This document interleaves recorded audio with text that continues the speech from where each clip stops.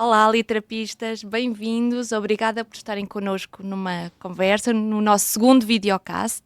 Hoje também um convidado muito, muito especial, que além do mais faz de mim a única pessoa não carioca e não flá, tá? Eu vou contar-vos um pouquinho já, mas primeiro eu queria voltar a apresentar as literapistas para recordar. Eu sou a Raquel Laranjeira Paz. A Flávia Amâncio. E a Flávia Castro. Então, conosco, uma pessoa que é muito, muito especial para nós, porque além do mais, além de um grande escritor, é nosso teacher. Então a gente está aqui um pouco mais nervosas que o costume. Eu vou ler para vocês aqui a mini bio do Flávio, preciso aqui dos meus óculos, que diz o seguinte. Flávio Cafiero é escritor, nascido no Rio de Janeiro e morador de São Paulo desde 1996. Em 2013 estreia com o romance O Frio Aqui Fora, da Cosaque Naif, que foi finalista dos prémios Jabuti e São Paulo. Em 2014 lança a coletânea de contos 10 centímetros acima do chão. É também da Cosaque e finalista do Oceanos. E a novela O Capricórnio se aproxima, que nós não temos aqui porque é e-book, e Galáxia. Em 2018 publica o romance Espera Passar o Avião, pela Todavia, finalista do Prémio São Paulo. Em 2021 publica o seu último romance, último até agora, né, mais recente, Diga que Não Me Conhece, ganhador do Prémio APCA. Escreve, além de livros, peças de teatro e roteiros de cinema e televisão. Desde 2016 ministra oficinas de escrita, onde estamos nós também. Então é isso, Flávio, super obrigado por estar aqui connosco. Seja muito bem-vindo. Isso. Obrigado vocês pelo convite, Flávias e Raquel.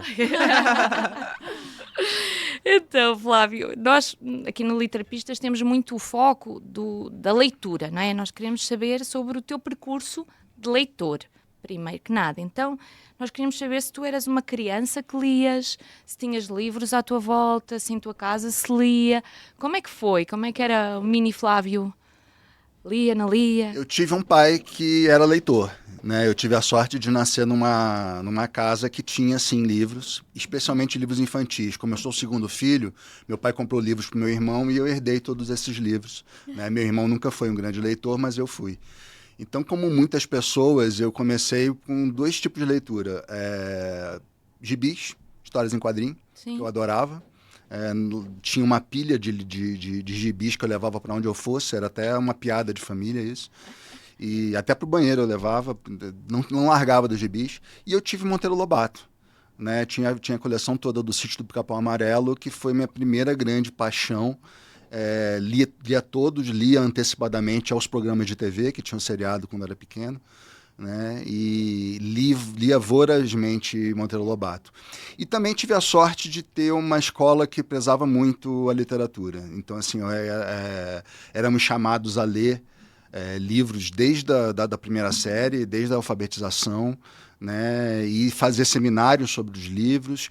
E era estimulado também a escrever diariamente, né? Tínhamos um caderno na aula de língua portuguesa em que tínhamos que escrever diariamente um pequeno texto, né? De ficção, de não ficção, comentários sobre obras que teríamos lido, enfim, livremente éramos convidados a escrever diariamente, né? Todos os dias. Então, tive essa sorte de ser estimulado como leitor e como escritor desde pequeno.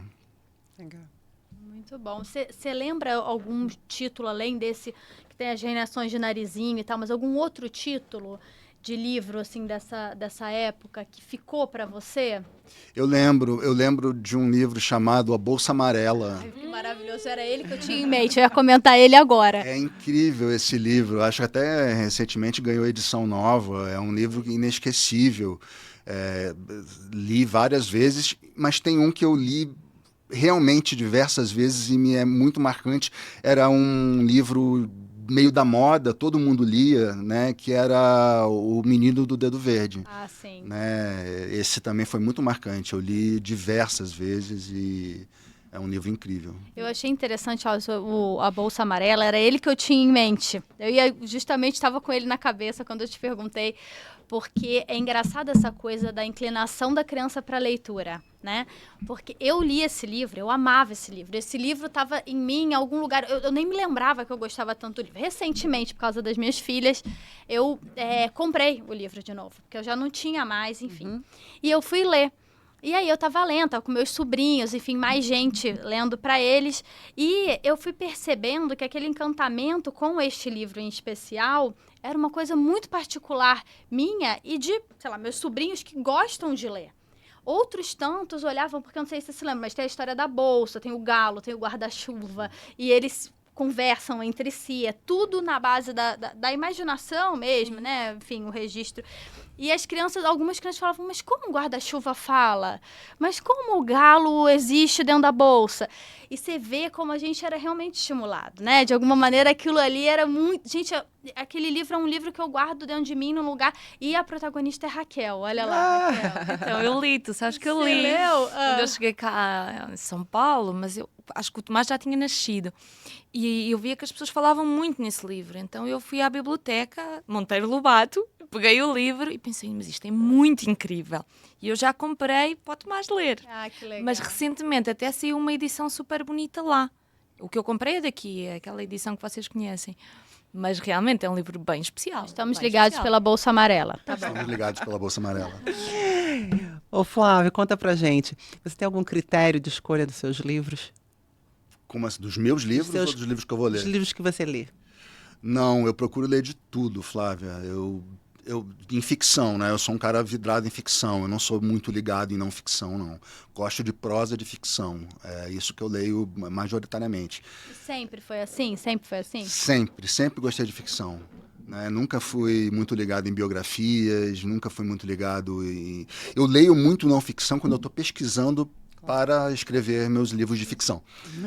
Então, em determinados momentos, eu sinto necessidade de estudar, de me aprofundar em determinado assunto, seja em função do próprio tema do livro, seja em função do personagem, né? Algum tipo de profissão. Né? Então, por exemplo, no Frio Aqui Fora, eu pesquisei muito sobre evolução e sobre biologia.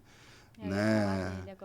Eu pesquisei bastante sobre bichos, porque é um livro que fala de biologia e a grande metáfora do livro é a savana e são os animais selvagens. E então eu pesquisei, li vários livros sobre evolução, sobre neurociência, sobre o entendimento dos macacos em relação aos homens. Fiquei vidrado nesse assunto, fiquei meio obcecado, na verdade. Mas era em função da literatura que eu queria escrever, do projeto do livro. Porque eu fiquei com essa sensação, inclusive, por conta desse livro, de que você tinha também uma vontade, assim, um gosto, uma inclinação para, sei lá, divulgação científica. Sim. Eu, por exemplo, tenho. Preciso aceitar isso, mas eu acho que eu fiquei com essa ideia de que esse livro aí tinha alguma coisa ali. Mas tá. Aliás, uma curiosidade, a mãe da Flávia foi minha professora de biologia. A gente estudou na mesma escola. Estudamos na mesma escola. Mas isso a gente só descobriu muito tempo depois, muito tempo, né? Muito tempo depois. E 2 Flávios, né?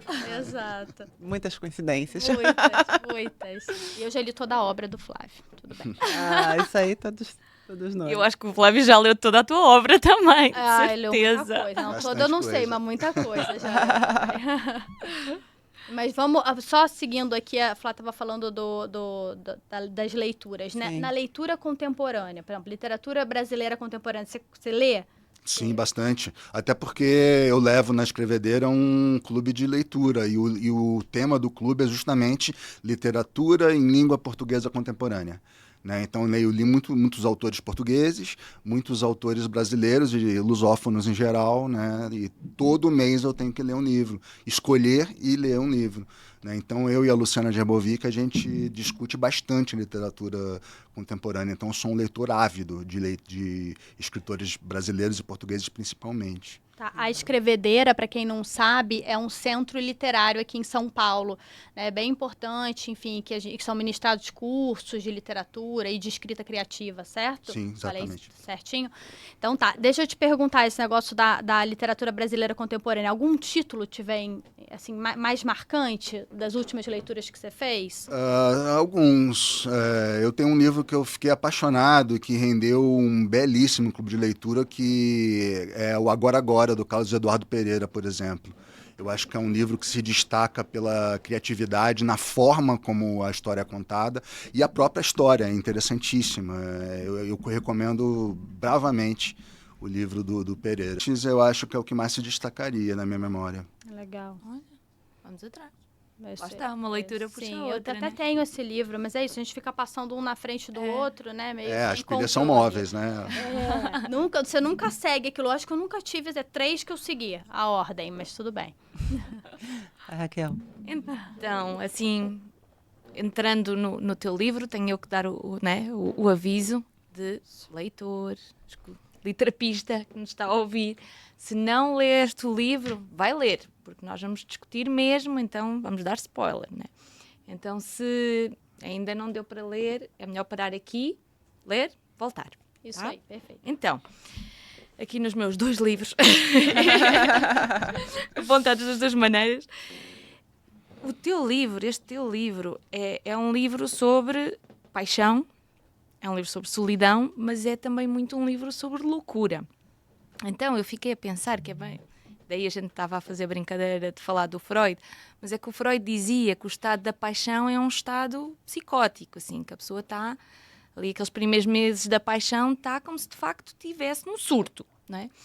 Então, tu trazes isso para nós de uma maneira incrível, não é? Porque aquele personagem está tomado pela paixão, não é? Tomado pelo desespero, não é? E ao mesmo tempo isso é de uma enorme lucidez, né? Mas eu queria que tu falasses aqui um bocadinho também da relação do livro com a loucura, porque não é só ele, não é só o Tato que está ali naquele momento, ele vai encontrando outros personagens que estão também a mostrar-nos a sua loucura. E eu queria saber como é que tu pensaste isso, como foi isso? É isso, o Tato, que é o personagem principal, é o protagonista, ele está num estado de paixão que se assemelha muito, como você disse, e eu falo isso no livro, inclusive, que se aproxima de um estado psicótico.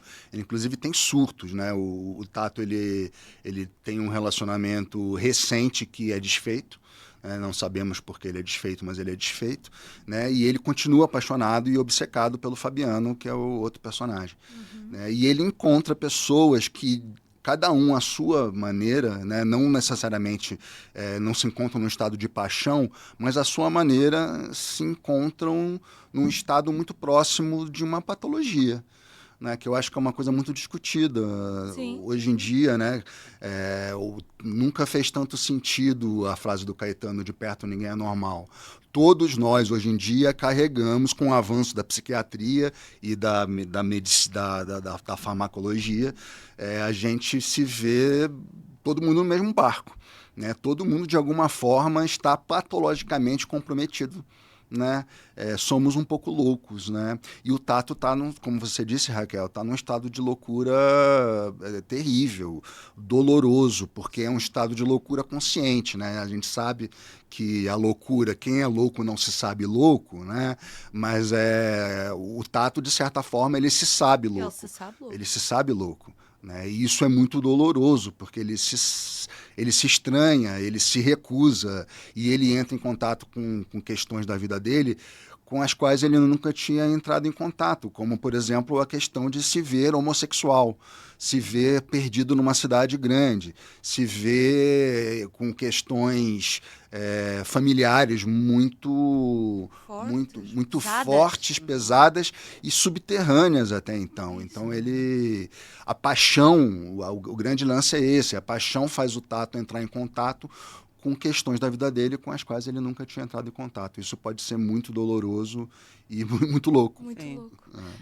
Mas isso que tu trazes, né, os personagens loucos, né, são super conscientes, né? Ou seja, há aqui uma subversão, né, daquilo que a gente pensa que é a loucura. Há uma denúncia, né? Sim. Porque, de facto, estar bem adaptado é mais louco do que não estar tão bem adaptado, né? Isso fica muito claro, assim, no livro. Ele se vê subitamente não adaptado, né, Raquel? Exatamente. Porque ele é uma pessoa que morou a vida toda, é de Vitória, no Espírito Santo, e vem, por causa dessa paixão, morar em São Paulo. E São Paulo a gente sabe que é um mundo, é um país. Né? E qualquer pessoa que chega a São Paulo se sente maravilhada e, ao mesmo tempo, amedrontada, né? Nós somos do Rio de Janeiro, tudo bem que é uma cidade grande, você é de Lisboa, mas nada se compara a São Paulo. né? Ainda assim impressiona. Não, e todos os estímulos, né? É uma questão do que se apresenta a visão, a audição, né, a quantidade de cheiros diferentes. Tem uma questão, uma explosão que é São Paulo, é uma velocidade, um agito, que sim. E não tem como, no livro, isso foi natural. Naturalmente, a cidade de São Paulo se tornou um personagem e afetou o Tato de uma forma definitiva. Né? A cidade, ela se torna, em alguns momentos, antagonista do personagem, né? E em outros momentos ela funciona como uma verdadeira amiga do Tato, Sim. porque ela acolhe de alguma forma. São Paulo morde e assopra, né? Tem um pouco isso, né? E o Tato se vê um pouco nessa situação de ficar perdido numa cidade desse tamanho. Né? Nós até pensámos, eu vou cortar aqui para outra pergunta que vinha mais à frente, mas porque vem nesta linha, que é a cidade é uma personagem mais, assim, isso ficou muito claro para nós. Mas depois pensando e conversando, nós pensámos que ela é um personagem que ela parece que dá conta, não de um espaço, mas de um tempo. Assim, parece que tu nos apresentas a cidade de uma maneira como quem nos está a apresentar, na verdade, a contemporaneidade, assim. Os tempos que nós estamos a viver, as coisas com que nós estamos a lidar agora, a forma como as relações mudaram.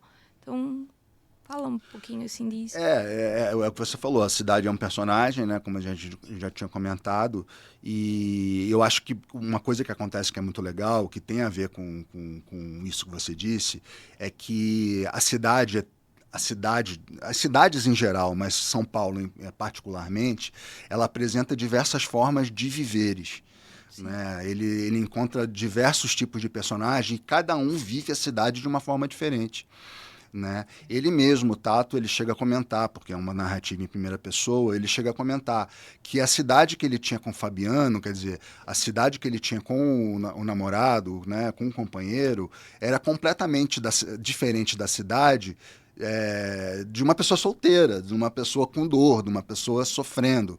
A cidade que se descortina à frente dele é uma cidade completamente diversa da cidade que ele tinha conhecido primeiramente. Né? Então e as pessoas com quem ele trava contato a partir daí são pessoas que se deixam afetar pela cidade de maneiras completamente diferentes. Então a gente tem o adicto, que enxerga a cidade com uma série de interdições, né? Por exemplo, que uma pessoa que acolhe o Tato e que apresenta para ele também uma cidade completamente misteriosa. Uma cidade subterrânea, com pessoas que praticam nudismo à luz da lua, né? com as praças baldias, ou seja, uma cidade... a São Paulo da noite e da madrugada, né? Esse homem nu é quase, né, é uma coisa mítica, assim, é quase lá o lobisomem, né, na Sim, lua cheia, de sim. repente É muito bom. entra aquele Brasil, assim, mais mítico, não é? E está ali o cara, não é? Na maior, a apanhar a luz da cidade, não é? E eu quero deixar claro, numa outra entrevista me perguntaram isso, eu nunca vi ninguém pelado na rua de São Paulo e também nunca pratiquei nudismo fora de uma praia de nudismo, tá? Assim, mas eu sei que eles existem. Eles existem. A gente nunca viu, mas eles existem. Eu acho que essa é a coisa interessante, né? Enquanto o Flávio falava, estava aqui ouvindo e, de novo, trazendo a conversa aqui para o Literapistas, para a coisa do ato da leitura, da importância de ler. Como os escritores também conseguem ter esse olhar muito particular para o mundo. Sim. Notar determinadas sutilezas, porque isso que ele fala, né, do mundo que é São Paulo.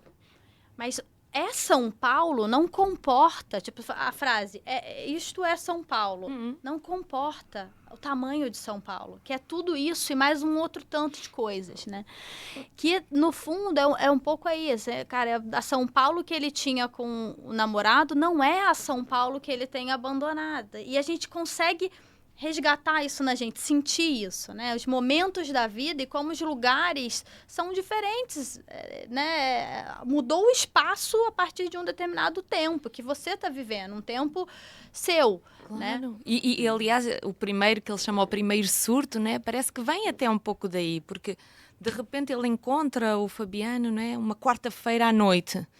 E aquilo é uma traição à São Paulo que ele conhece, né? Essa São Paulo que ele diz assim, como assim? Sair a uma quarta-feira? É como se ele, de facto, a São Paulo que ele conhecia, ela fica outra naquele momento. E aquilo desorienta-o, porque ele sente-se traído de uma maneira, não é que nós pensamos, nossa, é mesmo, como assim? Foi sair a uma quarta-feira, não é? Como assim você ousa usufruir de uma cidade como São Paulo sem mim numa quarta-feira à noite, coisa que nós nunca fizemos, né? Assim, é uma traição senti mesmo. um traído por São Paulo. São Paulo, como você deixou isso acontecer? É isso, né? É muita coisa ali, né? É muita traição naquele mesmo momento. E é uma coisa tão simples. Então, todo o livro é muito isso. Assim, a gente vai lendo e encontra uns detalhes que é o que a Flávia dizia, ficam para nós assim tão cá dentro, né? Até a coisa do perder a cabeça, né? No fundo, perder a cabeça à boneca. Né? Então é tipo... Não, fala da boneca. A boneca merece... Então, pera lá, deixa eu ver se eu encontro aqui. Porque essa é maravilhosa, essa boneca. Aqui a boneca... Exato.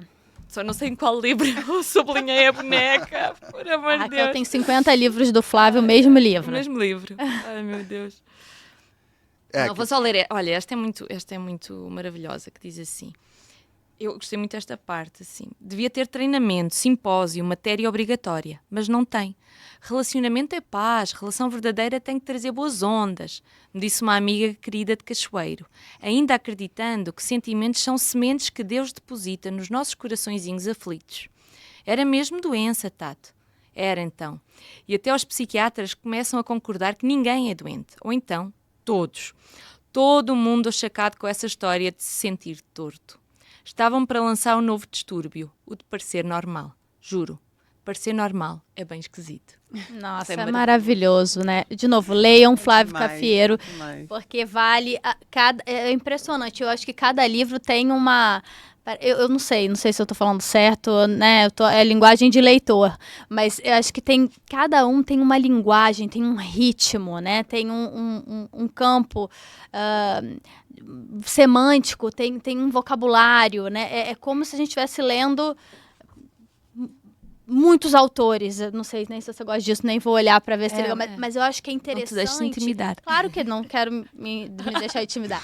Mas, claro que você percebe o estilo dele, você percebe a mão dele ali, mas é interessante porque te leva para lugares muito diferentes, né? Mas, desculpa, encontrei aqui. A boneca. Encontrei a boneca. Alguma coisa... Encontrei a boneca, é ótimo, porque acho que eu já fui encontrando a boneca algumas vezes. Alguma coisa deu errado comigo. Alguma coisa não deu muito certo com Samu.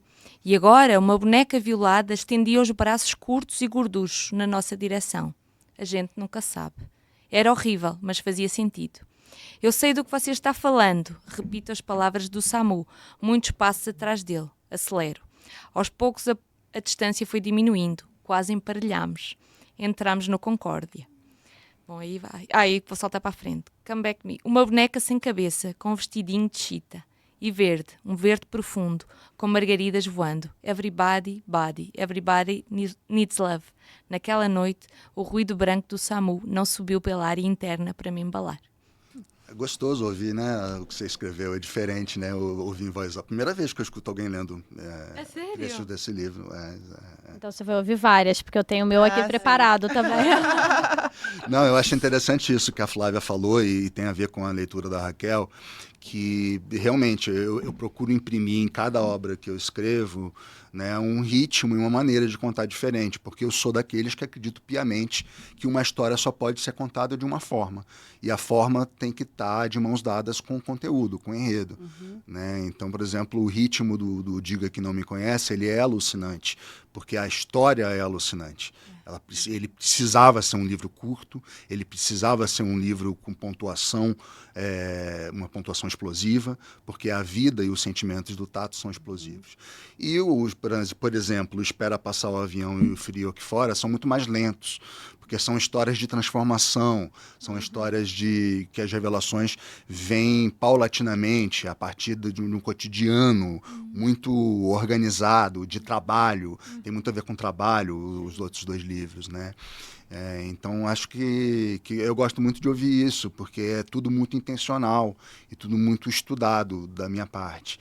Eu acho que é intencional, mas tem uma coisa que a gente sente, Flávio, que é intencional e estudado. Eu acho maravilhoso essa condução, mas a gente sente que tem uma presença muito grande daquele narrador tomando conta da história. Não sei se eu me explico. Por mais que você tenha uma certa intencionalidade, eu sinto que, beleza, uma vez estou aqui nisso e eu vou para onde isso me levar. Né? Que eu acho que é uma característica dos livros que eu aprecio muito. Né? Eu acho muito ruim o livro que você, desde o início, você já mais ou menos saca para onde ele vai. Eu gosto de sentir que o livro pode me levar para onde ele tiver que ir, onde aquela história tiver que ir. Né? Então, eu me sinto muito segura nesse sentido. Zero segura, porque as histórias não têm nada de seguras. Mas, assim, eu digo segura sabendo que aquele narrador honrará aquela história e os lugares, não sei se eu estou falando leitora, né? Os lugares nebulosos que sejam, sombrios que sejam, de luz que sejam, enfim, não sei como qualificar, que a narrativa precisar ir.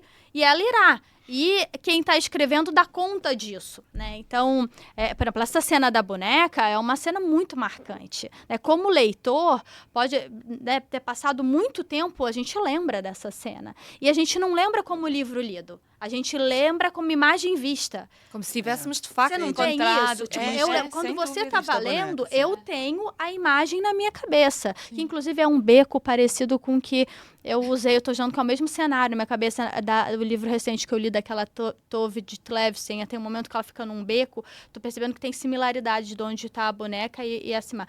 Mas você vê, eu gravei como imagem, não como só assim, um texto lido. O troço me levou para um lugar. Isso é muito louco da literatura. Que bom, né? Que bom que você teve essa impressão, porque exatamente, isso é muito louco da literatura, isso é próprio da literatura, gerar imagens a partir de palavras, né? Quase como se eu tivesse visto um filme, né? Outras pessoas já comentaram isso comigo, os meus livros são muito imagéticos, eu gosto disso. Você gosta? Eu gosto de gerar imagens, eu gosto de abrir cenas, de colocar personagens em cenários. Eu não sou um escritor que necessariamente lanço mão de grandes descrições, mas com poucas palavras eu gosto de tentar vislumbrar cenários, né? E essa história do beco, da escuridão, né? Embora eu não seja um autor descritivo, de alguma forma a minha escrita gera imagens, e eu gosto disso. Eu gosto que isso seja um resultado da leitura dos meus livros, né? É engraçado que eu gosto de associar, né, até contigo, professor, né? Que eu lembro de uma vez que eu mandei-te um texto e tinha uma cena de que o personagem tinha uns fios da manga, tinham ficado presos nos dentes. E aí eu continuava, e tu comentaste assim, fica só na manga, nos dentes, porque isso é maravilhoso. E quando eu estou a ler, eu lembro o tempo todo dos fios da manga, porque tu ficas nessa coisa, assim, que deixar... Não é? O fio da manga ganhar ali um incómodo, um significado, uma pergunta na gente. Isso é outra imagem que fica muito também latente na nossa cabeça é a imagem do Concórdia, né? Do prédio, né? Porque ele também se apresenta como um personagem para a gente. E assim, o que ele faz parecer é que ele é uma ilha. É uma ilha de cuidado no meio da cidade, né? Que é uma cidade, como a gente acabou de dizer, né? Com essa coisa toda que te consome, que te atropela, que é, enfim, dada a constância e também a natureza de uma grande cidade, né? E, de repente, você tem uma ilha ali no meio, que é um prédio onde as pessoas cuidam umas das outras, escutam umas as outras, que é maravilhoso isso, né? Que o Tato, assim, é acolhido, né? Acolhido pelos vizinhos. Sim. E, né? É muito bonito. Concórdia quer dizer harmonia, né? O primeiro título desse livro levava a palavra harmonia. E eu decidi transferir essa ideia para o nome do prédio, né? Quer dizer, é um lugar que é uma harmonia de imperfeitos, eu falo no livro, né? Quer dizer, são ideias completamente divergentes uma da outra, imperfeição e harmonia, mas é isso que é o Concórdia, né? Que é o prédio onde o Tato vai morar, se refugiar, né? É uma harmonia de imperfeitos. Sim. Né? E todos são maravilhosamente imperfeitos e entram de alguma forma em harmonia, especialmente no fim do livro. De alguma forma eles entram em uma solução de viver juntos e de fazer sentido num lugar que não faz sentido, né? Sim, são pessoas que você imagina que não vão dar certo. Não vão dar certo. E, no entanto, E quem dá certo? exatamente, né? eles são ótimos. Mas está bem interessante, né? Na descrição do prédio, que tu colocas que a luz entrava por um espaço que era o das casas de banho. Sim, Então, é muito engraçado que entrava a luz, mas também era o barulho dos xixis, dos cocós. sim. Então, eles estão de uma maneira muito visceral, expostos uns aos outros e acompanhando-se uns aos outros, não é? Porque eles ouvem a música, eles ouvem... Então, isso é uma coisa bem, bem bonita do Concórdia. E isso eu tirei da minha vida, né? Eu morei justamente num prédio que tinha essa característica. Os banheiros eram todos ligados por uma área comum, né? Então a gente, de fato, qualquer barulho mais alto, a gente escutava, né? Se a pessoa cantasse no banheiro, no banho, a gente escutava, né? Se uma criança resolvesse chorar o dia todo, a gente acompanhava o sofrimento da criança, né? Então eu tirei da minha própria vida isso. É aquilo, né? O olhar do escritor, quando está criando, vai captando tudo e vai usando na ficção realidades com as quais ele se depara. Então, eu costumo dizer que quem está escrevendo um livro funciona mais ou menos como uma mulher grávida, né? A mulher engravida e passa a ver crianças e bercinhos e decorações. Em todos, parece que o mundo todo está grávido junto com ela, né? Então, é mais ou menos isso. O escritor, quando está grávido de um livro, ele começa a ver o livro dele, enxergar o livro dele, conexões com o livro dele em todos os lugares. Não, tem um ensaio, acho que é da Zadie Smith, se eu não me engano, que até está na edição uma das revistas literárias do Instituto lá Vera Cruz, daquele curso de formação de escritores, sabe? Depois eu vou até resgatar, que aí a gente deixa como link ou como comentário lá no vídeo. Mas ela fala isso, ela fala que tem um determinado ponto do romance, da escrita do romance, que você tem certeza que tudo aquilo está acontecendo para você. A vida inteira, né? Você tropeçou. Eu não acredito. Então, tudo vai, de alguma maneira, para dentro daquele romance. Então, você está nesse estado. Mas que esse estado é um estado raro, né? De você alcançar. Enlouquecedor um pouco, imagino, não? O quê? E um pouco enlouquecedor, não é? Porque Um é uma pouco. coisa meio assim que toma, não é? Um pouco enlouquecedor, mas extremamente prazeroso. Isso é uma das coisas que eu mais gosto na profissão de escritor. Esse filtro que a ficção me proporciona perante o mundo, né? Parece que um mundo que não tem sentido passa a ter algum sentido. Né? É exatamente isso que a Flávia falou. Parece que o mundo todo está servindo a sua história. Né? E eu acho isso maravilhoso. Isso é uma fonte de prazer inenarrável para mim. É isso, eu queria até... acho que é ótimo você ter trazido esse ponto. Queria que você falasse um pouco mais, né, Flávia? Porque eu acho que teve um momento da sua vida de uma escolha pela literatura, né? De se dedicar mais ainda à literatura.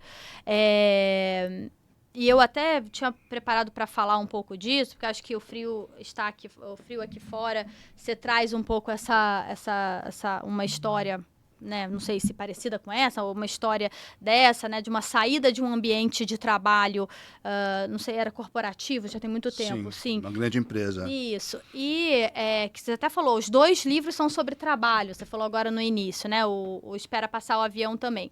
E essa entrada, esse ingresso na literatura. E agora você está falando desse prazer que é esse estado que a literatura deixa, né, esse olhar para o mundo, que tem um tanto dessa loucura da paixão, né? E é esse o voo que eu vou dar, né? O voo da andorinha. Calma que eu vou chegar lá.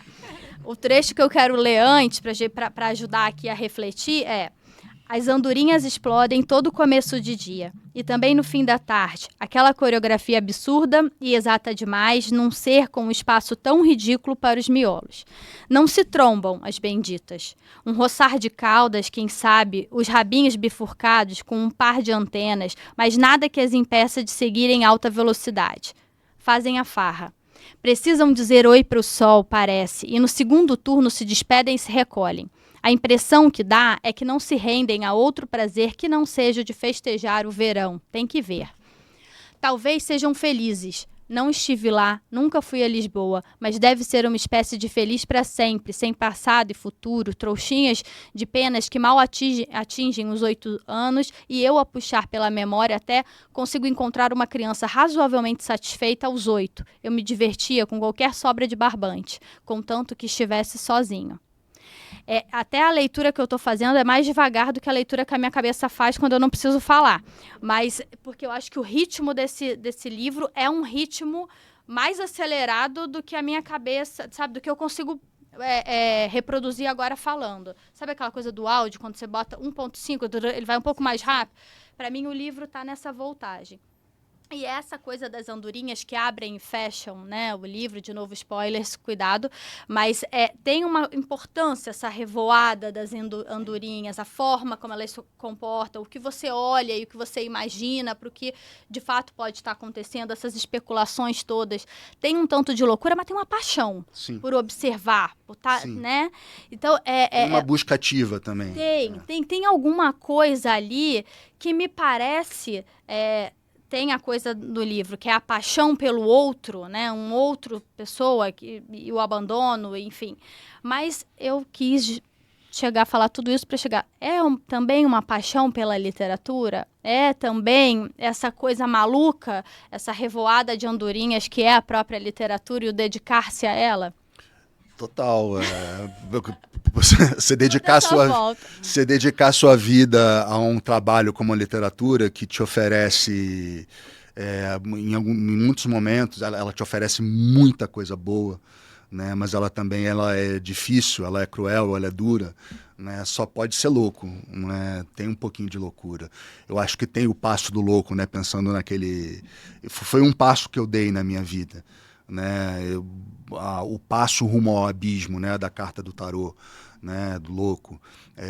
Eu fiz isso na minha vida. Eu deixei o mundo corporativo para ser escritor sem nunca ter escrito uma página. Mas era um sonho de criança e eu acho que as respostas geralmente estão ali, né, na infância, né? A gente gasta a infância com muita coisa, mas eu acho que as respostas costumam estar um pouco ali. Né? Falando de Freud, né? Freud já nos dá essa pista, né? E eu dei esse passo do louco. Então, sim, eu sou apaixonado pela literatura. Foi uma paixão que é uma paixão que me move desde a infância, mas de fato apaixonado eu já fui ficar loucamente apaixonado, eu já fui ficar na vida adulta, né? Quando eu me dispus, quando eu me abri a trocar a minha vida corporativa pelo mundo artístico, pelo mundo da literatura. E aí eu me reapaixonei tremendamente pela literatura e hoje ela é uma paixão, pro bem e pro mal. Você se sente aliviado com isso? Muito. Com essa decisão? Muito. É não é fácil, é difícil, é um caminho difícil. Escrever é duro, né, o ato da escrita, mas como eu disse anteriormente, também é uma fonte de prazer imensurável, né, um misto de prazer e dor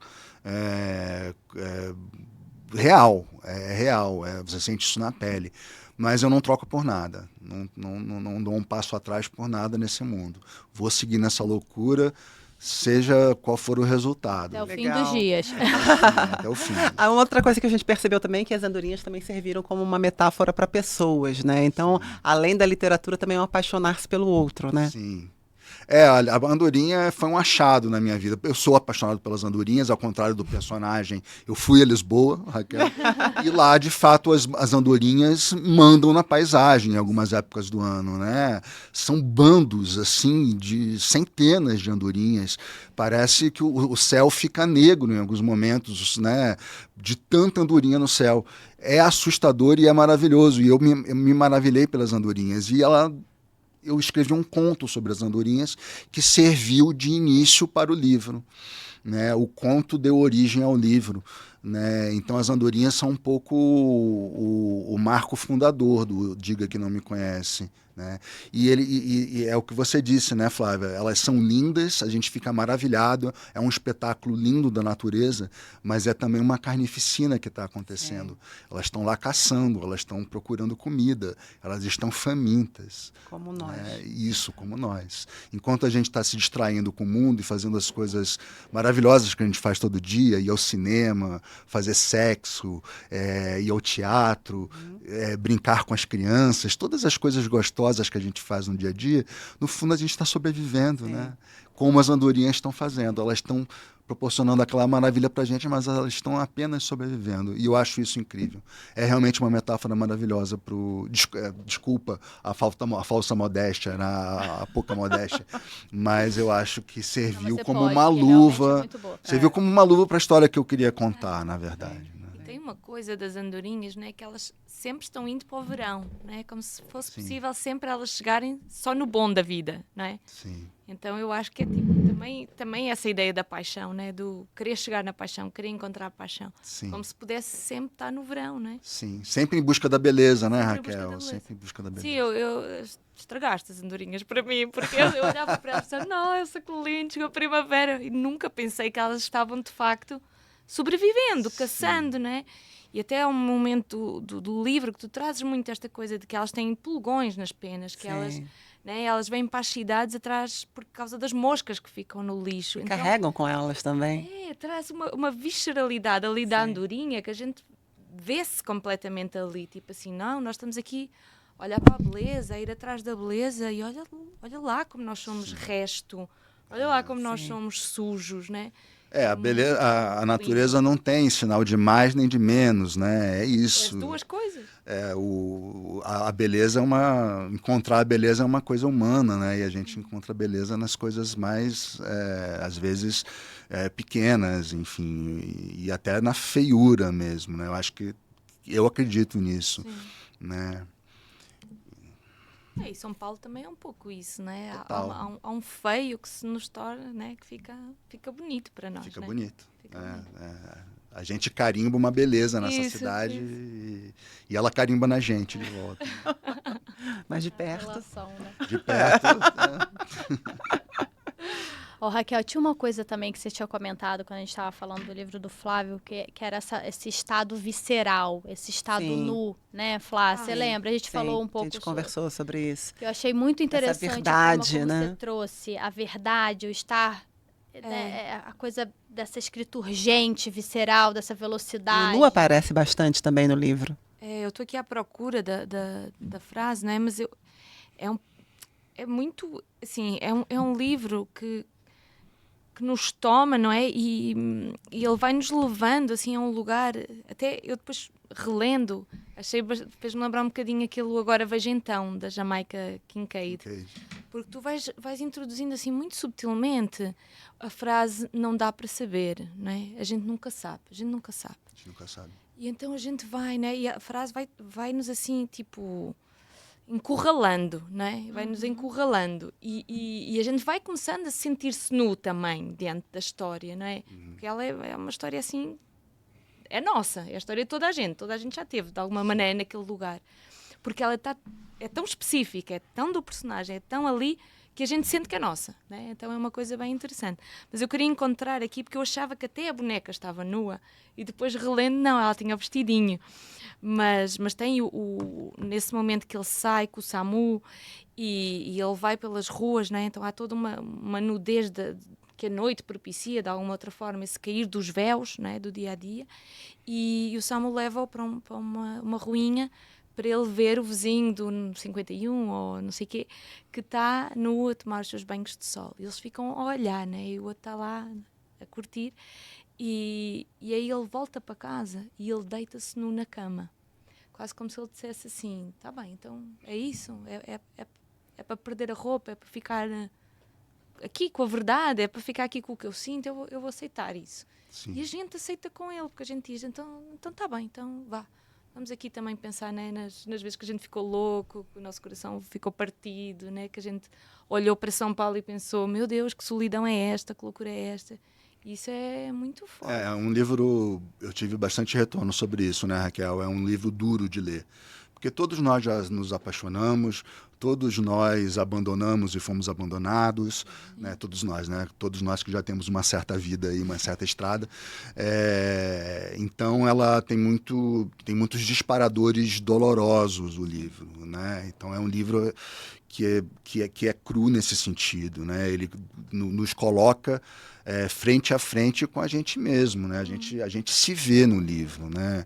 Porque realmente é o que você falou, é uma história muito particular, com características muito particulares, mas que por isso mesmo, e a gente sabe, a gente já discutiu isso bastante na vida, por isso mesmo toca universal.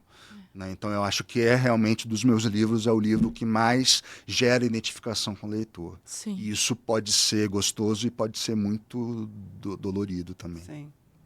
Tem aqui uma frase que agora encontrei que diz assim: e um tombo de mau jeito pode ser fatal para pessoas fortes.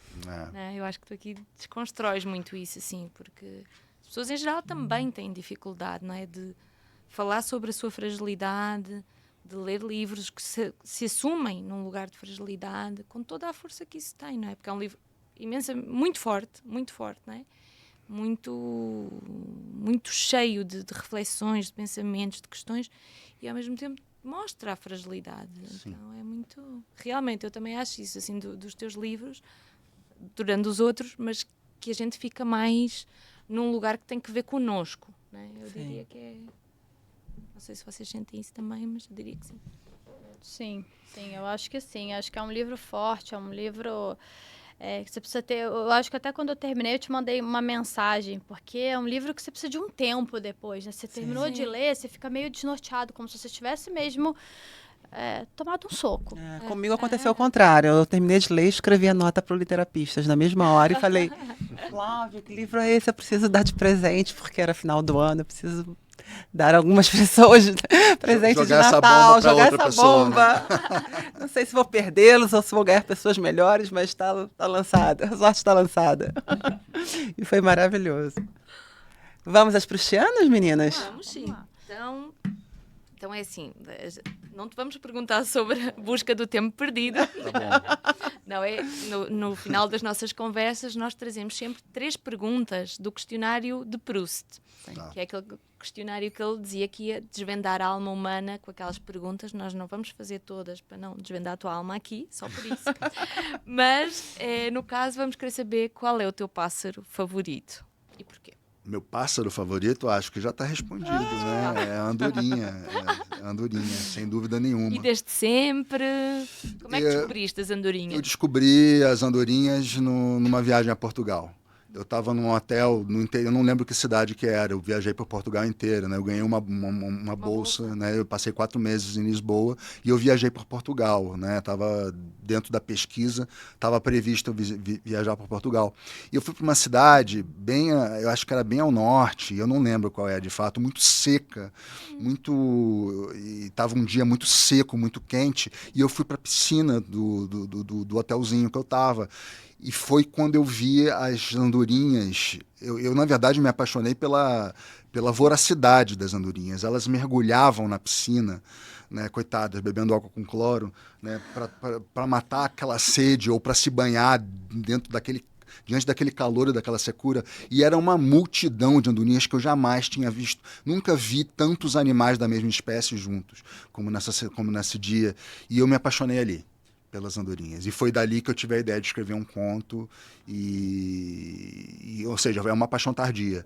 É uma paixão já depois dos 40, e passou a ser meu animal preferido, justamente por essa dualidade aí, de eu ter visto um ser tão lindo, tão belo, que fazia balés tão incríveis, mas vorazes atrás de água.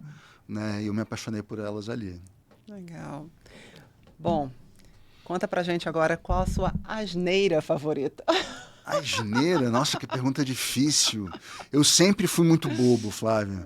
Eu tinha, na época do colégio, eu tinha uns amigos, um amigo especial, que a gente fundou uma sociedade chamada JIP. Era Garotos Incríveis e Piadinhas Imbecis. Coisa de criança. Né? E a gente gostava de bobagem. A gente gostava de falar besteira o tempo todo. Essa era A versão dos poetas mortos. de bobagem, exatamente. De bobagem. Só de bobeira. Tudo que era bobeira a gente lembrava